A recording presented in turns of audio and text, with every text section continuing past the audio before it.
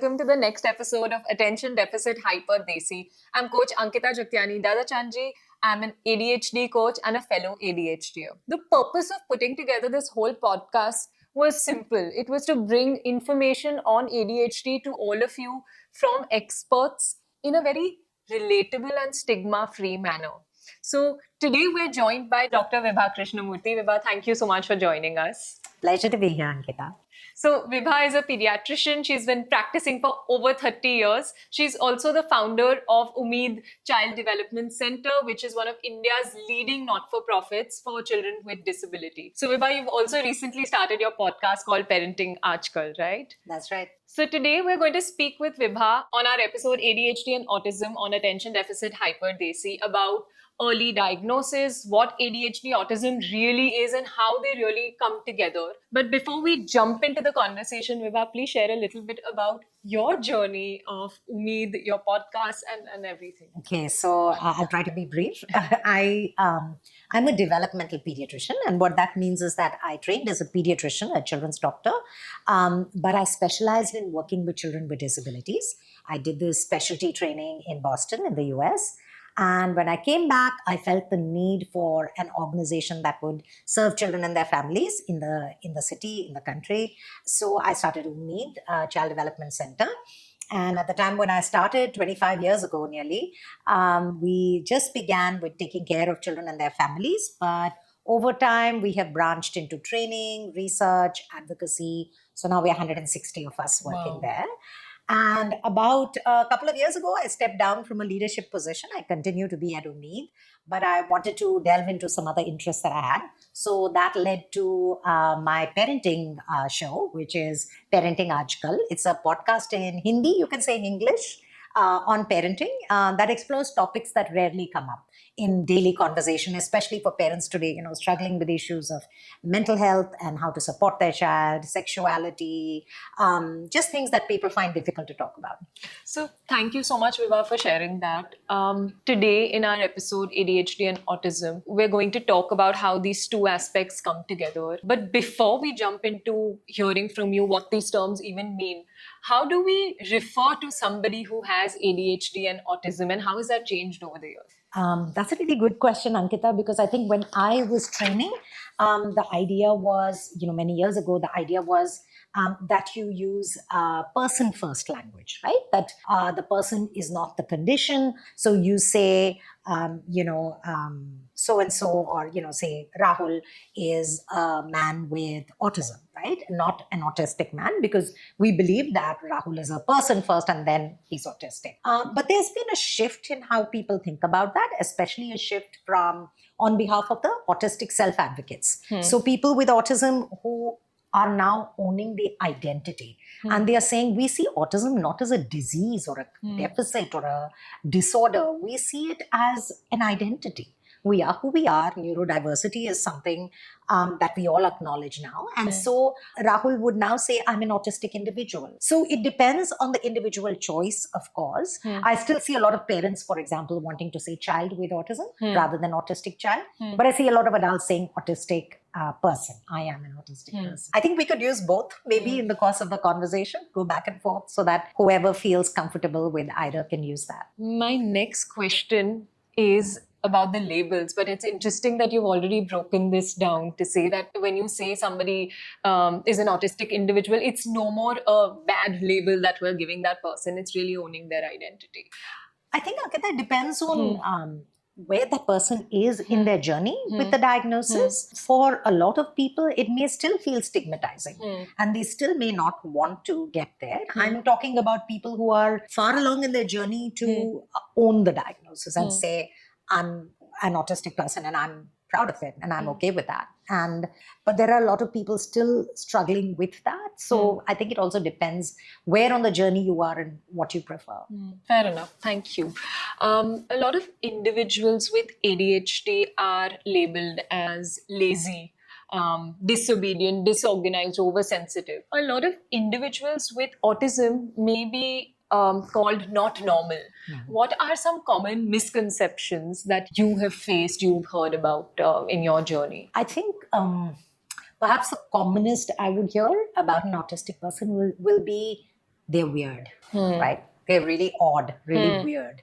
And there's sort of a little eye roll or a laugh or a snigger that goes along with that.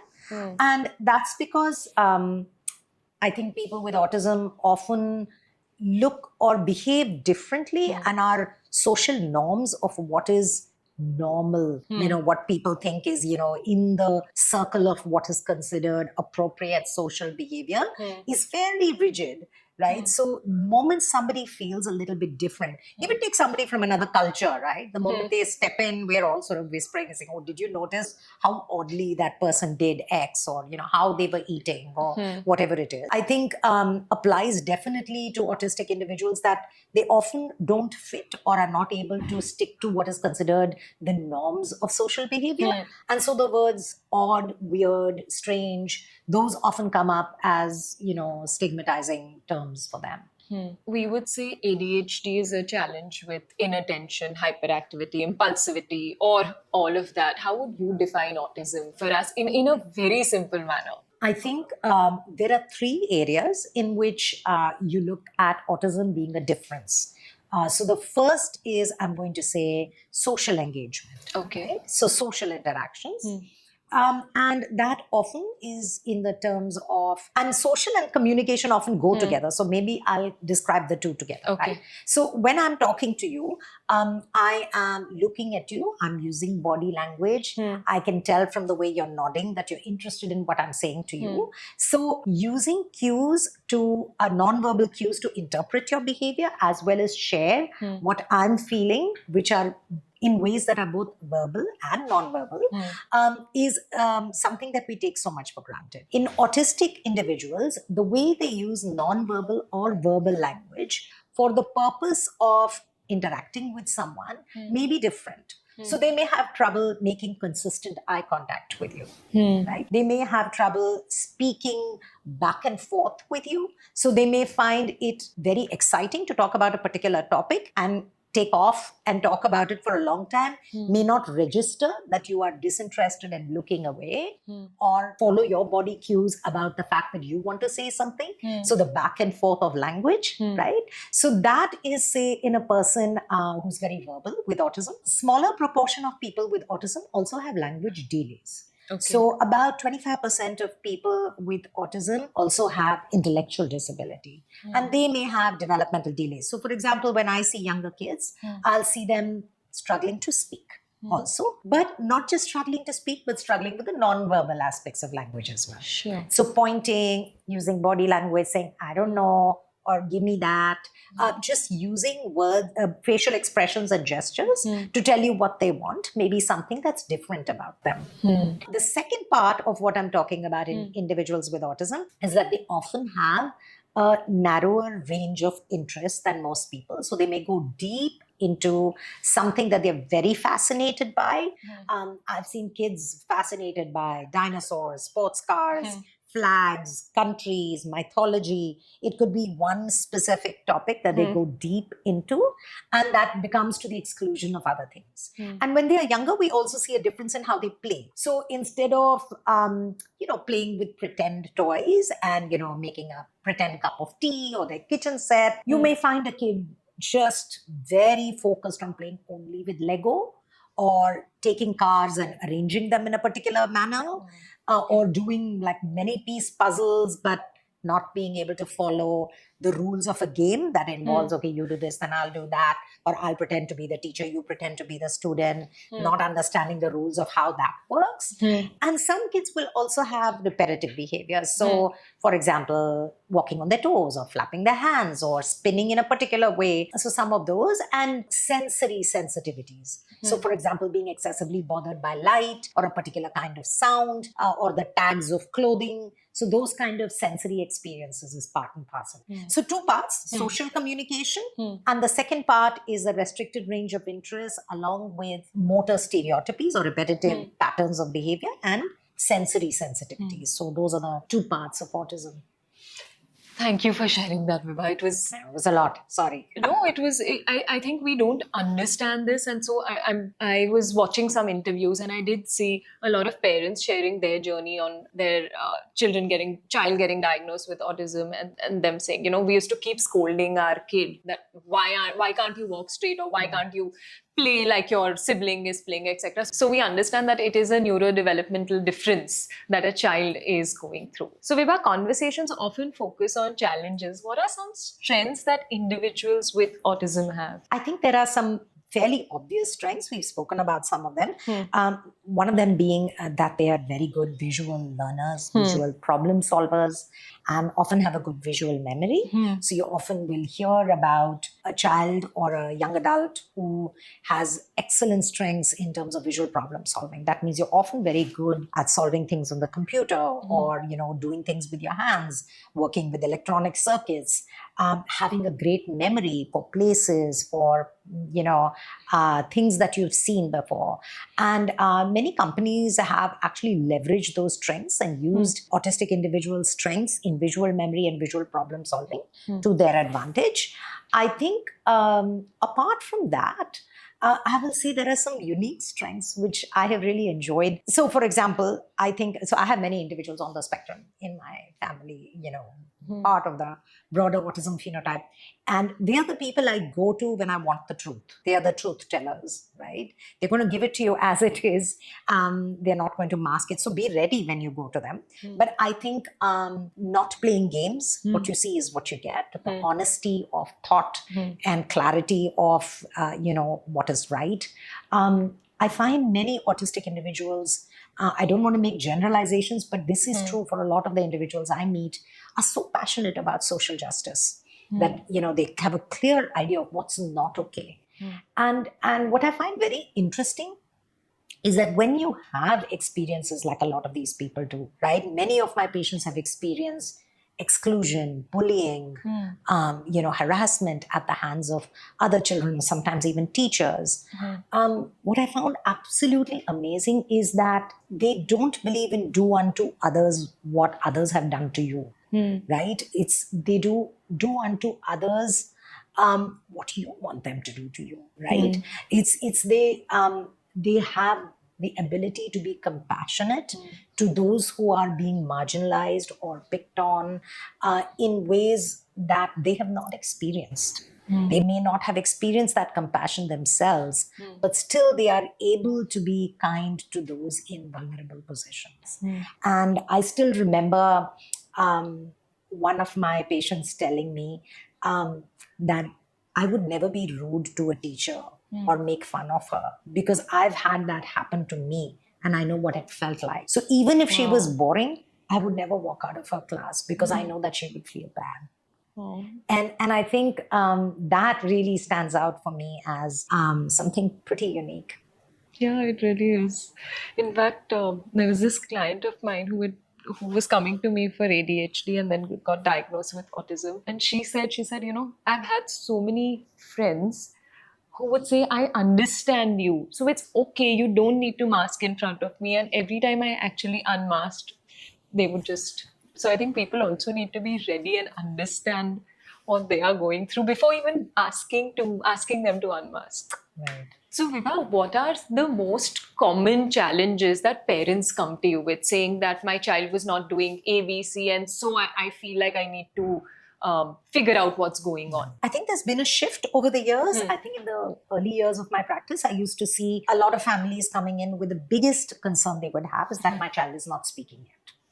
A lot of the questions would be around why aren't they speaking yet? And then I would notice that, wait, they're not just not speaking, they're not pointing. They're not using gestures, they're not using facial expressions. And then we would go into the other symptoms and we would hear the rest of the story. I also see now families coming with not responding to their name, not looking when we call, not making eye contact. Some of them will talk about he's great at home, but when he's with other kids, he's off in the periphery, doesn't seem to know how to engage with them. So that is something that they express concerns about. Very often it's a concern from preschool. Nowadays, now that we're seeing children earlier, we hear about preschool issues saying the teacher says that he knows his stuff, but he won't sit for circle time. He won't play with the other kids. We see him wandering off by himself. So I'm sorry I'm using him a lot, but there is a male preponderance in autism. So it's more common in boys than in girls. Okay, what's the reason for that? So it's not quite sure, actually. In fact, we are even questioning why we are saying that, because we are recognizing that in girls, it is less recognized. So it could be that, but right now the ratios are such that we still think that it's 3:1, boys versus girls. And I think we're recognizing it in more and more in girls. So those numbers may shift over time. Even with ADHD, we see this, that it's diagnosed more in boys, and the girls are more the inattentive type, so they're looked at as shy. Is it So in girls, actually, especially the girls, who are verbal, they learn how to mask very early, right? So they're constantly observing other girls to see what they are doing and imitating them in terms of their social behaviors, even if it doesn't come naturally to them. So in school, in groups, they may pass under the radar as being neurotypical. But what happens is it takes a huge toll on them internally. So very commonly, I'll see girls when they have tipped the edge of anxiety. A lot of internalized anxiety, depression, a lot of those symptoms because you've been masking who you really are for a very long time. Yeah. And you also hear stories of them having meltdowns at home, because home is a safe space where they can express their frustration about not fitting in or not feeling like they belong. Right. So they may be okay in school, but when they come home, and then the parents are wondering what's going on. Is it bad parenting? That's a big myth, right? That is commonly heard. Yeah, definitely. I mean, I think you hear that all the time, right? People sort of whispering when they see a child having a meltdown somewhere, saying, clearly parents haven't brought up this kid well. I've heard it in my own family. People making comments about parenting, completely ignoring the fact that the kid probably has a sibling who's not got the challenges that this child has in a social space. So yeah, I have seen that. Yeah.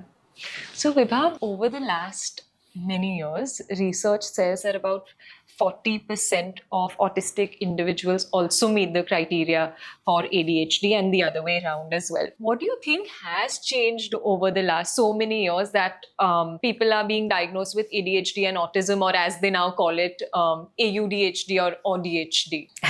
I think one of the big things that changed, for example, particularly in the West, where they were using criteria like DSM-4 and ICD-10 to diagnose autism, right? And in the previous version of this, which was about a decade ago, the idea was that autism and ADHD cannot coexist, right? That was the thinking at that time, that if it is better explained by one or the other, then you have to give one diagnosis. But now we are recognizing that these things are not such clear categories that you place differently. You have this or this or this. It doesn't work like that.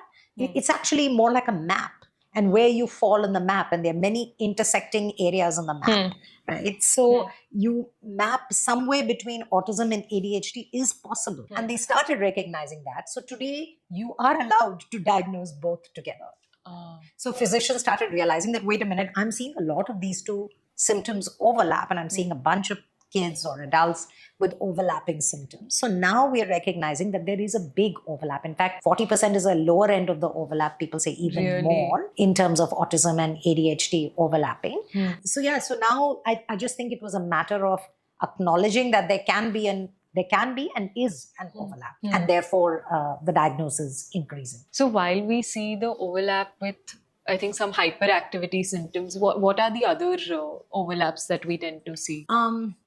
So I think they're actually they have two distinct sets of diagnostic criteria. For autism, for ADHD, they're separate, right? ADHD, we already know, inattention, hyperactivity, impulsivity. With autism, it is criteria A, which is social and communication, social communication difficulties. Criteria B, which, as I said, is repetitive behaviors, restricted areas of interest, physical activities like flapping or whatever, and sensory issues. That is your criteria B.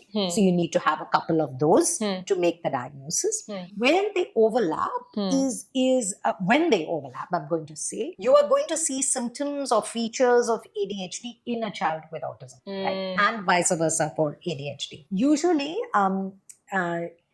many times I'm going to say, ADHD is the commonest misdiagnosis for autism.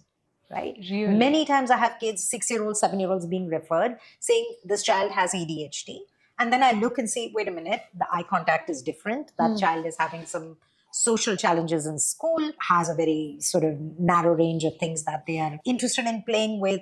And a diagnosis of autism gets made also along with that. So that happens very often. But when I diagnose ADHD also, then I start considering other ways of approaching it. As in, yes, we need to work with the autism, but we also need to consider, say, medications for the ADHD, or we need to consider structuring the environment a certain way for the ADHD. So that happens too. I'm just wondering that there would be so much push and pull inside an individual who is diagnosed with both, because with the autism, there may be a lot of rigidity. With ADHD, you just want some new stimuli all the time. So how does that work? What are some similarities that you see, and some also differences you have shared? What are some similarities that you see? I think so. When you have autism with ADHD, in my mind, almost always addressing the autism trumps addressing the ADHD. Okay. So it's more important to acknowledge and understand that this person actually approaches social communication differently from kids with only ADHD or neurotypical kids. So it's very important to make that diagnosis of autism when ADHD and autism occur together. Does that make sense? Yeah. Because I just feel, because autism is a different condition altogether, right? Because your social understanding of how people work, how social rules work, what people are expecting from you, that is so overwhelming and confusing for you that you find it much more difficult to deal with that than the attention component. So my bias is always work first on the autism piece, and then we will add what needs to be done for ADHD. And what needs to be done is remarkably similar. Both respond really well to structuring the environment. Okay. The need to know, what do I have to do, where and when, Sure. and with who, right? So predictability, structure. I think using multisensorial inputs. A lot of kids with autism are visual learners. They will see, parents will tell me that he doesn't speak that much, but boy, he remembers the route to every single place we've been. She's not talking yet, but she can do a 25-piece puzzle for a little kid, right? So visual strengths, visual memory, visual problem solving is often really good for kids with autism. So, and even for kids with ADHD, making it visual really helps. So timetables, visual timetables is really helpful. Putting up a big whiteboard in the room and saying, you know, what happens at 8, 9, and 10. Visual timers, like parents will go nuts with kids with ADHD, right? She never gets ready on time in the morning, right? She's dreaming somewhere and brushing her teeth and thinking of something else. So getting them to own the timing issue by setting visual timers, and you can download it on your phone or on your laptop, and you can set it up for them, or just, you know, an old-fashioned visual timer, hourglass. You know, that sets off an alarm at the end of whatever 20 minutes, which is your allotted time for brushing your teeth and taking a bath or something. So that kind of thing works both for them. So structuring the environment, using visual cues, preparation before transitions. That's the other thing, right? Transitions are hard. The kid with ADHD is so busy playing and, you know, doing stuff. When you say come for dinner or it's time for school, wait, I'm doing this thing. Right? Or no, wait, I'm doing something else. So preparing for transition, saying, okay, there's 5 more minutes. I'm setting this timer for 3 minutes. So when it goes off, you know that it's time to go. Or if it's a younger child, saying, okay, 3 more turns on the swing and then it's time to go inside. Okay. And then you're showing them 3 and you're saying, okay, 1, okay, 2 turns and 3rd turn. Now you're done, right? So it's setting them up visually for 3 more turns. So they're mentally preparing themselves for the transition. So it's remarkably similar in terms of what we can do to make their lives easier using structure, planning, you know, visuals for both groups of kids. Thank you. I was going to ask you, what can we do? And now you've answered that. So that's great. Today, when we see an individual with autism, we may not even know that they have autism when we meet somebody who has autism. They may tell us they have been diagnosed, and that's how we may know. But at one point, you would know that somebody has autism because of the way they looked. Today, things have changed. It's become a large spectrum. What is that spectrum? How is it sort of expanded? Yeah, I think the expansion or our understanding of the expansion is because of a lot of autistic self-advocates, right? People who have spoken about their own autism after getting a diagnosis later in life or earlier and being comfortable speaking about it. Often these are the more verbal individuals who are able to express themselves. So our understanding is expanded. Also social media, media in general, films, so many things, books, so many things having written about, talked about autism in ways that expands what we are calling the autism spectrum. So now the word neurodiversity is sort of a broad umbrella term that tells you that people's brains are different, right? We're all born with different brains, and the way you socialize or communicate or solve problems depends on where you lie along that big map of diversity, right? So I think in that sense, you may not know somebody is autistic because, like I said, especially women, somebody, they share that, I have autism, and somebody may say, but you don't look it. Which is the most trivializing thing you can say to someone who's taken the courage to share their diagnosis with you. Right. And that's because that person has been masking for a long time. Right. So this person has been playing a role, if you will, right, for the longest time, and trying to be like other people by copying them or imitating them. They are not who they truly feel comfortable being. And that is why you don't see overt signs of autism. In the old days, right, when you would think autism, you would think, say, Dustin Hoffman in Rain Man. I'm totally dating myself. Probably you haven't even seen that movie. But I'm just thinking there are movies where portrayals of autism would be very, very limited in terms of a very minimally verbal person, who's either spinning or rocking themselves, who says the same thing over and over again and has the savant ability to solve math problems or, spell words or do something or draw something. That was sort of the stereotypical image of someone with autism. And whereas we're moving towards more nuanced portrayals of autism, where we're now understanding, no, it's also an internal experience. It's not something that's visible, but could be an internal experience for a person where they don't feel like they get the social nuances, that they are struggling to communicate, particularly about feelings and relationships, that they have a completely all-absorbing area of interest, that they don't feel comfortable talking to everyone because people look bored. So I think that whole spectrum has changed. The other end of the spectrum still exists, by the way. There are still a substantial number of people with autism who are not, I think, in visible in media, who still have big needs in terms of support. But I think the other end of the spectrum is being explored more in social media and in media in general. I feel like that's so important, right? Like I think what you just said, when somebody says that I have autism and then you say, oh, but you don't look it, that's the hardest because of the experience they are going through. Right. So thank you for sharing that. I recently was reading about this. This girl gave an interview. She has ADHD and autism. And she said, honestly, both of these have given me a very creative outlook on life. She has a job, working, everything is great. She said, I actually love my AUDHD. That's not hard, but living in a discriminatory world is what the hardest part is. So Vibha, recently, I was at this event and I saw this boy, and I know he has autism, and I was very keen to go and say hi to him and tell him that I know him because I've seen him here, there, etc. But I wasn't sure if that would put him in a spot, he would feel uncomfortable. I'm sure many of us have this question in our mind. If we see somebody who has autism, do we go up and say hi? Or should we just sort of be quiet and let it go? What would you suggest? Firstly, what that young woman said really resonates with me. I think if, people wonder, are people with autism and ADHD more prone to mental illness? Are queer people more prone to mental illness? And I think a large part of the answer is the reason they have mental health issues like anxiety and depression a lot of times is because we are asking them to fit in a world that is not welcoming of them.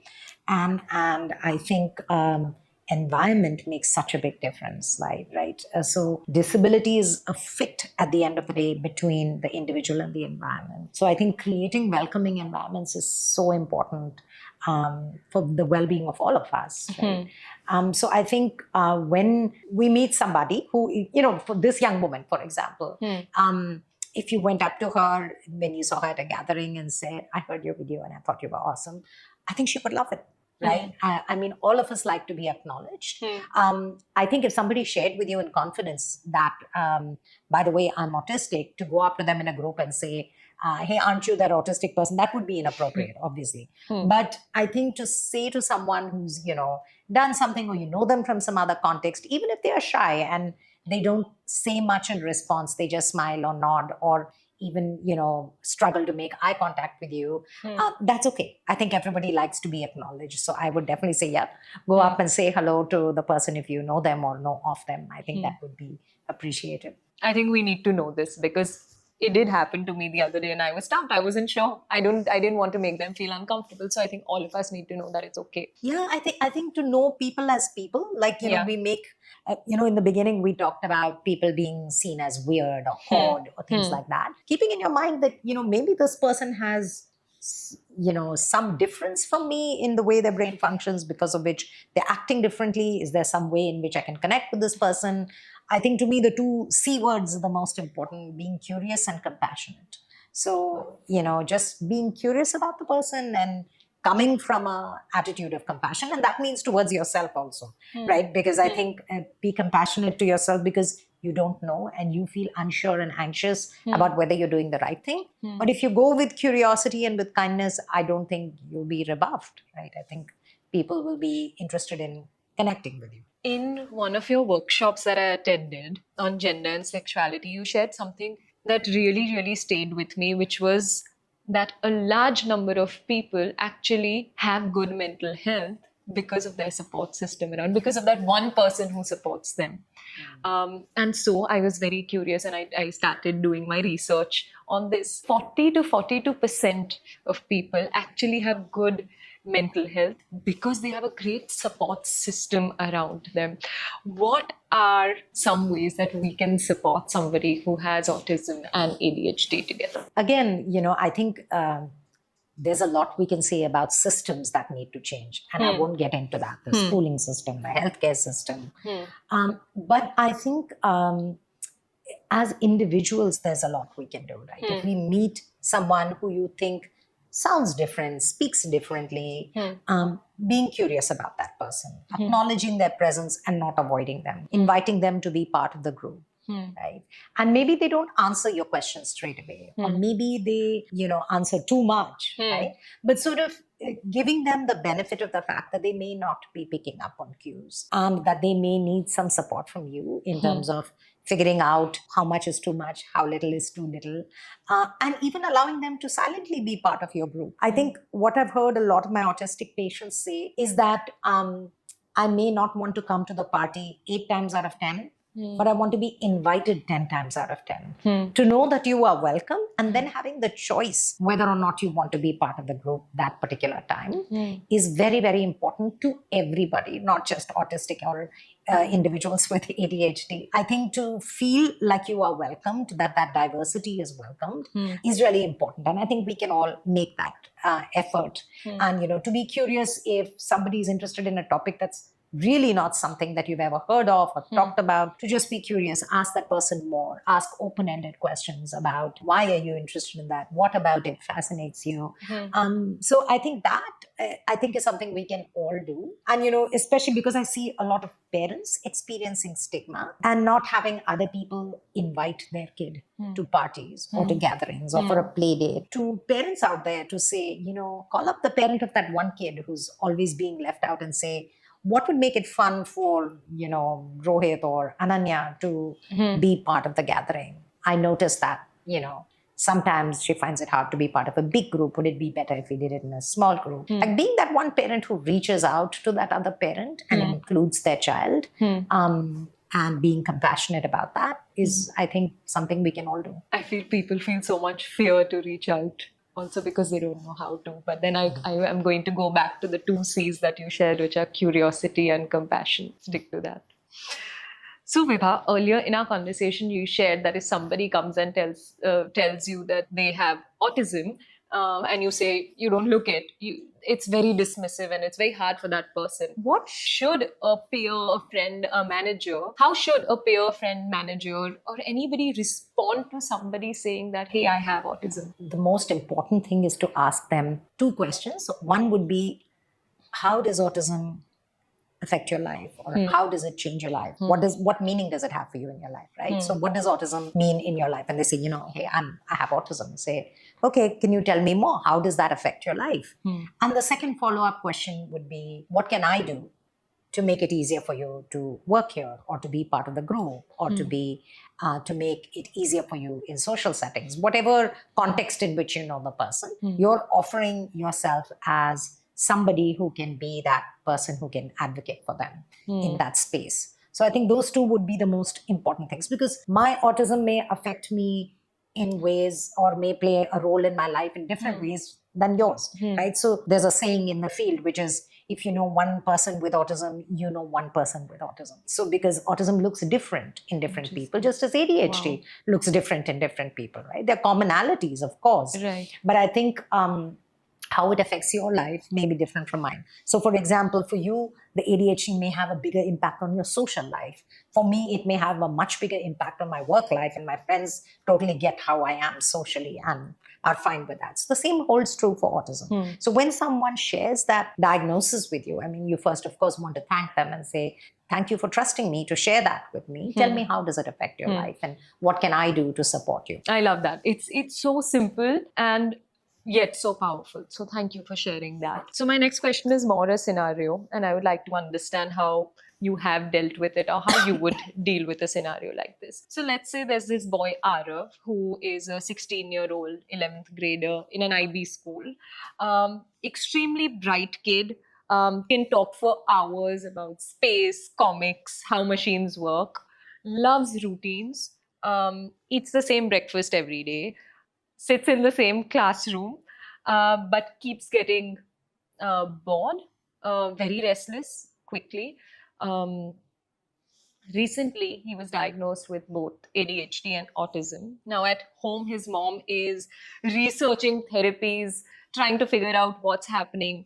The dad thinks that he just needs more structure and discipline, is spoiled. And the grandmother believes that either the badam or haldi doodh will sort him out completely. So yeah, this is a scenario. How would you deal with, let's say you get the call, and how would you deal with it? So what I haven't heard in your scenario is, how is it affecting his life? Right. Right. That's what I want to know. I'm not Right. out there to fix something that people see is, well, he's different. So like, how is that difference affecting his life? So there's an algorithm of an organization called CanChild that we use in our organization, which is, we look at the F words of child development. Okay. Right? And the F words of child development are not what you think.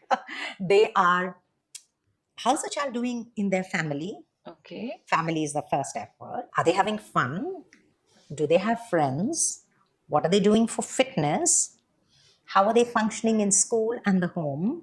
And do they have future plans? Right? So these are my 6 F words. So I want to know which of these F words is being affected by this child, for this child, right? So is he having trouble making friends? Is his family struggling because they don't understand him, and he spends long hours on the computer looking up his areas of interest, so he's not hanging out with them? Is it affecting his fitness because he's not eating a particular kind of food because he wants the same kind of food? So is it nutritionally affecting him? Is he having fun doing these things, or is he just sort of anxious about getting all these things done? Is the school having a problem because he's focusing on these areas to the exclusion of others? Is there a problem with his future plans because he's not focusing on what he actually wants to be in the future, which is, a scientist or a game designer, and he's spending all his time doing something else? So I want to know, how is this affecting his life? And then based on how it's affecting him, together with him and his family, we make a plan on, okay, how do we get you from here to where you really want to go, or the parts that you feel are missing? And this has happened to me so often, right? The family will say, only functioning in school. That's all we are interested in. Everything else is fine. And the kid will say, no, not at all. Wait a minute. I'm not having any fun because you guys don't let me do this thing. And, you're only focusing on my studies, right? So then everybody gets to have a say in terms of what happens, what matters to them. And that's where I would focus on as the area that I want to intervene. And then we would work together. The three-way approach, like I'm part of the team, but the child and the family are the center of the team. And we need to figure out what to do next with that. Wow. I love that you started by saying, I'm not going to fix this scenario. There are ways to manage it, right? Yeah. I also love that you said that it's a family, it's a three-way approach, family, the child, family, and you. When you say family, what are things that you feel is it just the parents? Is it the siblings? Is it the extended family? I think depends on who's involved in the young person's life, right? It can mean all of those. Very often in India, grandmother who wants to give him haldi doodh is also invested in this child's well-being, and that's her way of showing her love and her concern for the child. So we need to pull everybody in who's involved in this child's life. So yeah, I invite whichever family member the child wants to bring along or they want to come along to the visit, at least future visits after the initial visit, so that we can all talk about how this is impacting the family. Thank you, Vibha. This has been very, very useful and I think so important to understand. You've shared what autism is, what ADHD and autism are together in a very simple manner. I think we all need to know about this topic. So thank you very much for being here and for sharing everything that you've shared with us today. Thank you, Ankita. Such a joy to talk to you. So here are my takeaways from our conversation today. The first definitely being that individuals with autism do feel socially alienated. So here is what we can do. One, if someone with autism tells us they have autism, don't dismiss it. Instead, ask them, how does it affect their life? And two, what you can do to support them. The other thing is to be curious and be compassionate while interacting with someone who has autism.